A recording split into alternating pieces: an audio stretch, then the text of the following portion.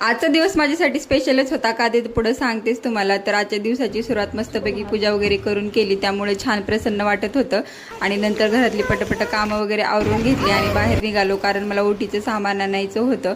आणि तिकडनं आल्यानंतर छान डेकोरेशन वगैरे करायला घेतलं. आणि मी काहीतरी करत असताना रुद्रमध्ये लुडबुड करणार नाही असं होऊ शकत नाही, त्यामुळं तोही मला हेल्प करत होता हे रांगोळी वगैरे काढायला. आणि त्यानंतर त्याने घरात सगळीकडे राडा करून ठेवला होता.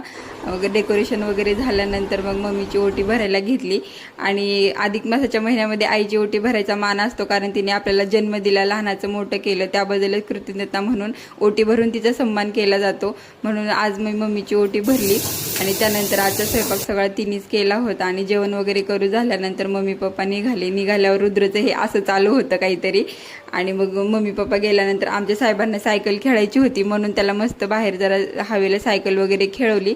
आणि असा होता आजचा आमचा दिवस. बाय बाय, भेटूया पुढच्या व्लॉगमध्ये.